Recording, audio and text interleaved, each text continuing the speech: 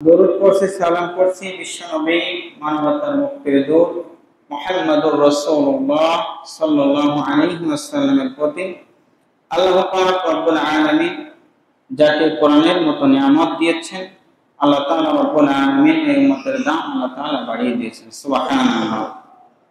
আমি আপনাদের সামনে কোরআনুল কারীমের সূরাতুন নিসা 135 নম্বর আয়াতের অংশ বিশেষ তেলাওয়াত করেছি। আল্লাহ তাআলা রব্বুল আলামিন এই আয়াতের সরল অর্থ হলো, আল্লাহ তাআলা বলছেন, হে মুমিনগণ, তোমরা আল্লাহর উদ্দেশ্যে সাক্ষ্য দানকারী সুবিচার প্রতিষ্ঠা করো, এবং যদি এটা তোমার নিজের পিতামাতা অথবা ভাই বোন আত্মীয় স্বজনের বিপক্ষে যায়, তারপরও তোমরা সাক্ষ্যটা দিবে, এটা যেন সত্য হয়, আর আল্লাহ তাআলা তোমাদের জন্য তাহলে যথেষ্ট হয়ে যাবে। সুবহানাল্লাহ।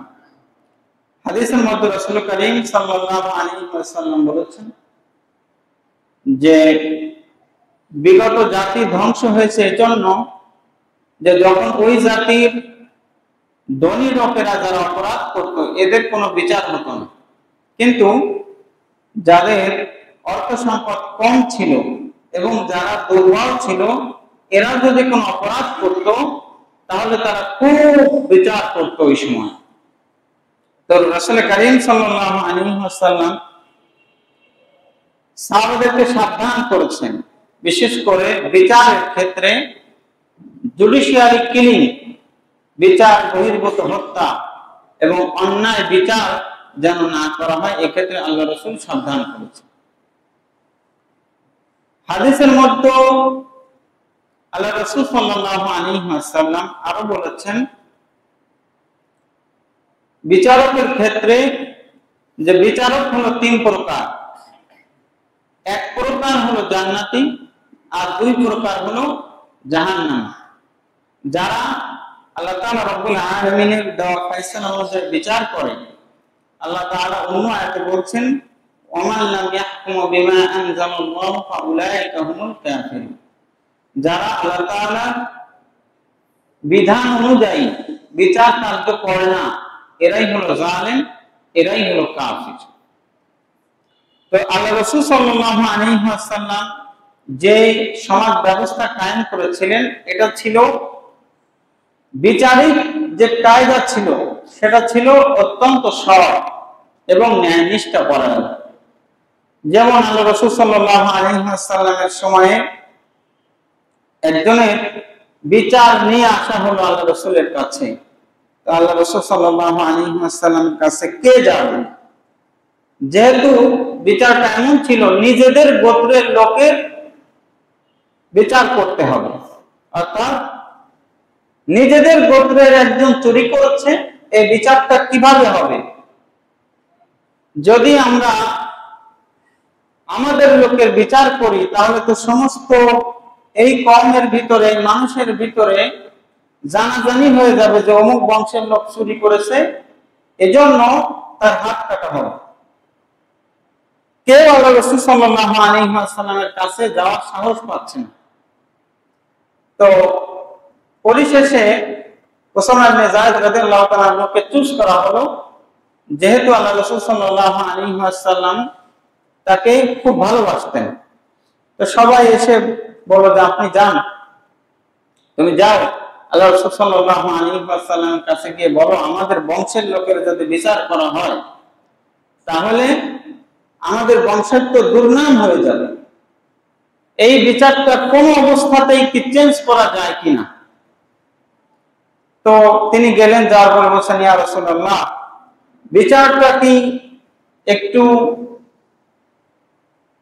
রহম দিলে বা অন্য কোনো ভাবে বিচারটা কি করা যায় না, যেহেতু আমাদের নিজেদের লোকই অপরাধ করেছে। আল্লাহ রাসূল সাল্লাল্লাহু আলাইহি ওয়াসাল্লাম যখন এই কথা শুনলেন, তার চেহারাটা লাল হয়ে গেল এবং তিনি এত পরিমাণ রাগ হলেন, তিনি ওই সময় বললেন যে, শুনে রাখো আমার সাহাবারা। সব সাহাবীদেরকে ডাক দিয়ে বললেন যে, শুনে রাখো, যদি আল্লাহ রাসূল সাল্লাল্লাহু আলাইহি ওয়াসাল্লামের মেয়ে ফাতেমা, তার কন্যা জান্নাতের সর্দার, জান্নাতের সর্দারিনী যদিও চুরি করত, তাহলে আমি আল্লাহ রাসূল সাল্লাল্লাহু আলাইহি ওয়াসাল্লাম তার হাত কাটতে একবারের জন্য দ্বিধা করতাম। এটা ছিল আল্লাহ রাসূল সাল্লাল্লাহু আলাইহি ওয়াসাল্লামের বিচারের যে উত্তম রূপ। আল্লাহ রাসূল সাল্লাল্লাহু আলাইহি ওয়াসাল্লাম তিনি যে সমাজ ব্যবস্থা কায়েম করেছিলেন, এটা ছিল বিচারিক একটা রূপ। আবার অন্য পক্ষে অন্যভাবে আল্লাহ রাসূল সাল্লাল্লাহু আলাইহি ওয়াসাল্লাম যে সমস্ত সাহাবাদেরকে তৈরি করেছিলেন, যে সমস্ত সাহাবাদেরকে তিনি তৈরি করেছিলেন, তাদের মধ্যে আখিরাত দিয়ে দিয়েছিলেন, যে আখিরাতের ভয় কেউ দেখতেছে না। আমি একটা অপরাধ করেছি, এটা কেউ দেখে নাই, কে দেখতেছেন?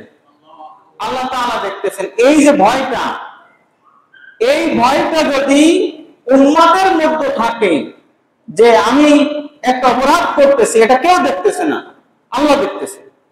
আমি একটা অপরাধ করতেছি, আমি একজন মানুষের ক্ষতি করতেছি, এটা কেউ দেখতেছে না।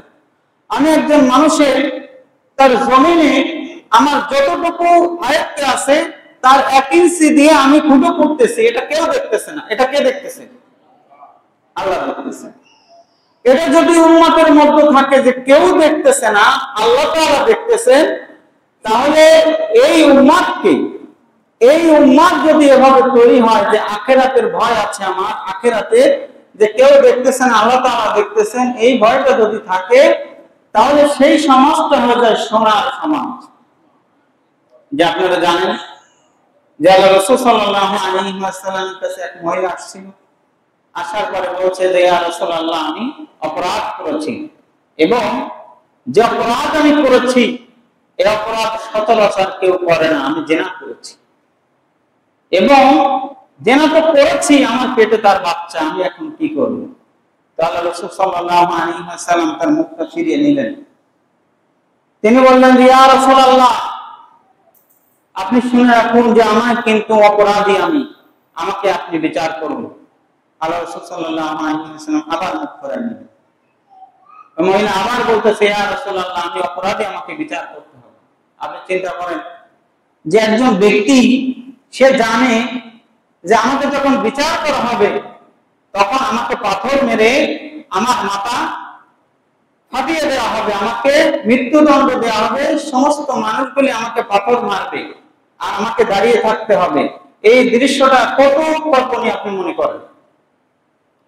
সে এসে বলছে যে আমি অপরাধ করেছি, আপনি আমাকে বিচার করুন। আল্লাহ রাসূল সাল্লাল্লাহু আলাইহি ওয়াসাল্লাম তিনি বললেন যে তুমি তো অপরাধ করেছো, তোমার সন্তান তো কোনো অপরাধ করে নাই, সুতরাং এই সন্তান যখন ভূমিষ্ঠ হবে তখন তুমি এসো। একটা মহিলা